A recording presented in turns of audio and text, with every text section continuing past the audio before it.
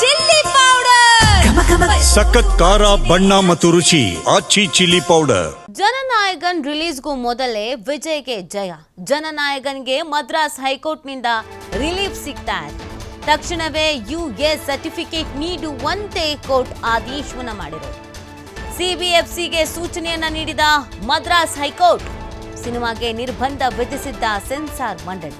Sensor ಪತ್ರ ಸಿಗದೆ postpone ಮಾಡಿತ್ತು ಚಿತ್ರತಂಡ. ಸೊ ಇದೀಗ ರಿಲೀಫ್ ಸಿಗ್ತಾ ಇದೆ.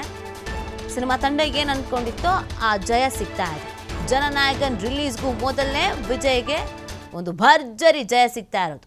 ಜನನಾಯಕನ್ಗೆ ಮದ್ರಾಸ್ ಹೈಕೋರ್ಟ್ನಿಂದ ಬಿಗ್ ರಿಲೀಫ್ ಸಿಗ್ತಾ ಇದೆ. ತಕ್ಷಣವೇ ಯುಎಸ್ ಸರ್ಟಿಫಿಕೇಟ್ ನೀಡಬೇಕು ಅಂತ ಕೋರ್ಟ್ನ ಮುಖಾಂತರವಾಗಿ ಆದೇಶ ಬಂದಿರುವಂಥದ್ದು.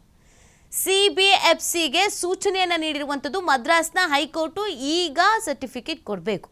ಸಿನಿಮಾಗೆ ಏನು ನಿರ್ಬಂಧ ವಿಧಿಸಿದ್ರೋ ಅದು ಯಾವುದೂ ಇರಲ್ಲ. ಸೆನ್ಸಾರ್ ಮಂಡಳಿ ನಿರ್ಬಂಧ ವಿಧಿಸಿತ್ತು. ಸೆನ್ಸಾರ್ ಪತ್ರ ಸಿಕ್ಕಿರಲಿಲ್ಲ, ಹಾಗಾಗಿ ಪೋಸ್ಟ್ಪೋನ್ ಮಾಡ್ಕೊಂಡು ಹೋಗಿತ್ತು ಚಿತ್ರತಂಡ. ಬಟ್ ಕಾನೂನಾತ್ಮಕ ಹೋರಾಟವನ್ನು ಮಾಡ್ತೀವಿ ಅಂತ ಕಾನೂನು ಹೋರಾಟಕ್ಕೆ ಮುಂದಾಗಿದೆ. ಹೈಕೋರ್ಟ್ ತೀರ್ಪು ಪ್ರಶ್ನಿಸಿ ಸೆನ್ಸಾರ್ ಮಂಡಳಿ ಮೇಲ್ಮನವಿ. ಸಿನಿಮಾ ರಿಲೀಸ್ಗೆ ಗ್ರೀನ್ ಸಿಗ್ನಲ್ ಪ್ರಶ್ನಿಸಿ ಮೇಲ್ಮನವಿ. ಮದ್ರಾಸ್ ಹೈಕೋರ್ಟ್ ಏಕ ಸದಸ್ಯ ಪೀಠದ ಆದೇಶವನ್ನು ಪ್ರಶ್ನಿಸಿ ಅರ್ಜಿ. ಮುಖ್ಯ ನ್ಯಾಯಮೂರ್ತಿಗಳ ಪೀಠಕ್ಕೆ ಸೆನ್ಸಾರ್ ಮಂಡಳಿ ಅರ್ಜಿಯನ್ನು ಸಲ್ಲಿಕೆ ಮಾಡಿದರು. ಇವತ್ತು ಮಧ್ಯಾಹ್ನನೇ ಇವತ್ತೇ 2:15ಕ್ಕೆ ವಿಚಾರಣೆ ನಡೆಸಲಿದೆ ಕೋರ್ಟ್ ಅನ್ನೋದ್ರ ಬಗ್ಗೆ ಮಾಹಿತಿ ಸಿಗ್ತಾ ಇದೆ. ಸೊ ಇವತ್ತು ಏನಾಗುತ್ತೆ ಅಪ್ಡೇಟ್ ಅನ್ನೋದು ನೋಡಬೇಕಾಗತ್ತೆ. ಮೇಲ್ಮನವಿ ಸಲ್ಲಿಸ್ಕೊಂಡಿದ್ದಾರೆ ಇವರು. ಇವಾಗ ಸಿನಿಮಾ ರಿಲೀಸ್ಗೆ ಗ್ರೀನ್ ಸಿಗ್ನಲ್ ನೀಡಲಾಗಿತ್ತಲ್ಲ, ಅದನ್ನು ಪ್ರಶ್ನಿಸಿ ಮೇಲ್ಮನವಿಯನ್ನು ಸಲ್ಲಿಸ್ಕೊಂಡಿರುವಂಥದ್ದು.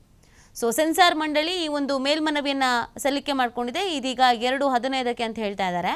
2:15ಕ್ಕೆ ವಿಚಾರಣೆಯನ್ನು ನಡೆಸಲಿದೆ ಕೋರ್ಟ್.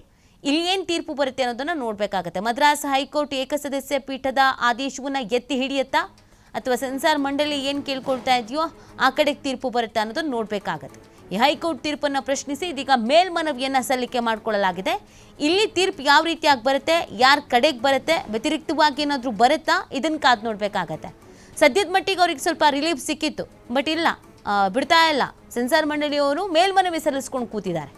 ಸೊ ಏನಾಗುತ್ತೆ ಇಲ್ಲಿ 2:15ಕ್ಕೆ ನಾವು ವಿಚಾರಣೆ, 2:15ಕ್ಕೆ ವಾದ ಪ್ರತಿವಾದವನ್ನು ಆಲಿಸ್ಕೊಂಡು ಏನು ತೀರ್ಪು ಪ್ರಕಟ ಆಗತ್ತೆ ಅನ್ನೋದನ್ನು ಕಾದು ನೋಡಬೇಕಾಗತ್ತೆ. ಸಿನಿಮಾ ತಂಡದ ಪರವಾಗಿ ಬರುತ್ತೋ, ಸೆನ್ಸಾರ್ ಮಂಡಳಿಯ ಪರವಾಗಿ ಬರುತ್ತೋ, ಈಗಾಗಲೇ ಕೊಟ್ಟಿರುವ ತೀರ್ಪಿಗೆ ವ್ಯತಿರಿಕ್ತವಾದಂಥ ತೀರ್ಪು ಬರುತ್ತೋ, ಏನಾಗುತ್ತೆ ಅನ್ನೋದನ್ನು ನೋಡಬೇಕಾಗತ್ತೆ.